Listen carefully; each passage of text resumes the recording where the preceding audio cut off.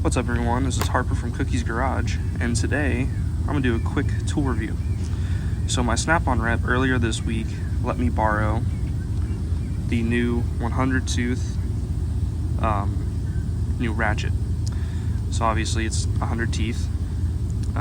Style is pretty good. This is the hard handle.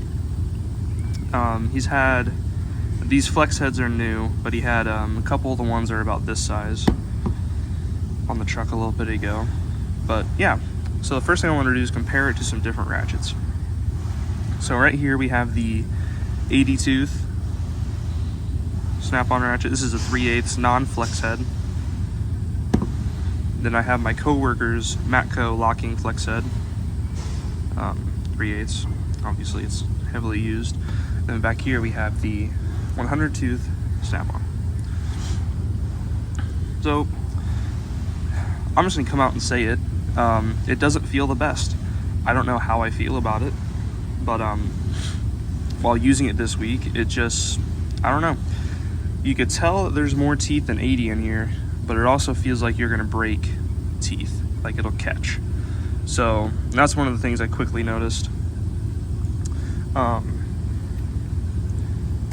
like I said, it is 100 teeth, so that's 12 more than the Matco, and then 20 more than the Snap-on. But like I said, while using it, I couldn't really tell a difference. I think it just needs broken in a little bit, and it might take a little bit longer than a week to do that.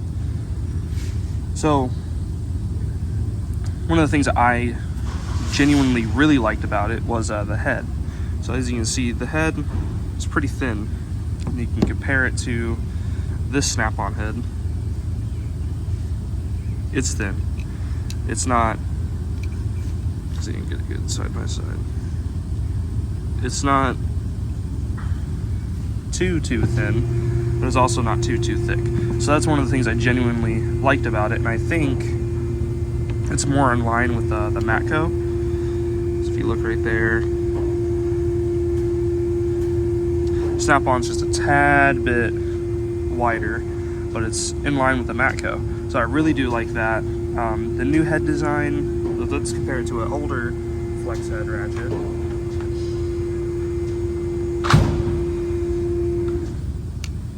Old head design, it's a little bigger. I think it might be a little wider as well. But yeah, so a thinner head, honestly great. Another thing they changed was the selector switch. So if you look here, you have this old selector switch, which is not aluminum. I want to say it might be zinc. So that was on the old ones. Then for the new Snap-on 100 tooth, it is steel. So I really like that. It feels better. You have to put some force into it, but like I said, you might just have to break it in a little bit. I'm not sure what it is for the Matco, but I also like the Matco selector switch. So the styles that it can come in is this long 3/8, which I think is now the new length for 3/8 ratchets for Snap-on. Correct me if I'm wrong. So we have this length 3/8 with a flex head. There's also a smaller 3/8 with the flex head, non-flex head. You have the bare bones metal, or you can have like the new comfort grip, which I don't have one on hand. I don't know if you can get the plastic grip yet, but if you can, it's probably what I'm gonna get one in, because I love the plastic grip. So, and as far as I know, they are only coming in 3/8 for now, possibly 1/4 inch and 1/2 inch, but I don't see it in the near future. So, cons, what do I think about it? Well, you already know. I feel like the teeth are gonna break.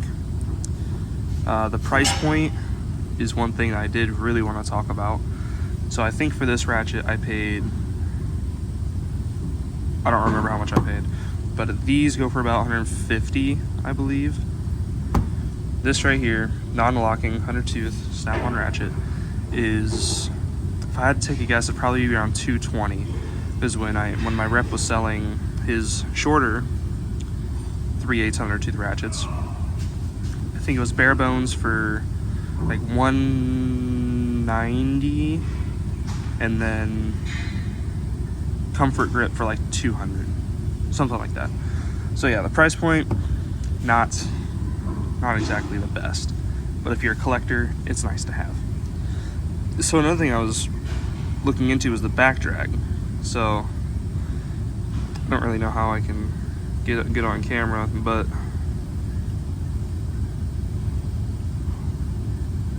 I don't know.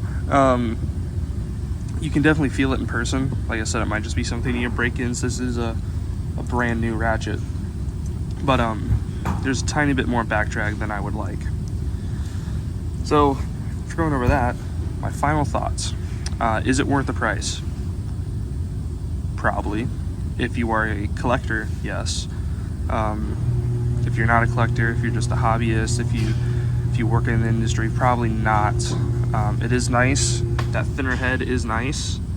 You know, the 100 teeth is nice, especially if you're in cramped places. But personally, for me, I cannot justify spending $220 on it for just one ratchet, because the Mako head is thin. The 88 tooth feels good. The 80 tooth feels fine. So yeah, if you enjoyed, let me know. If you have any questions about the tool itself, or if you want to see any more reviews in the future, just let me know. Take care.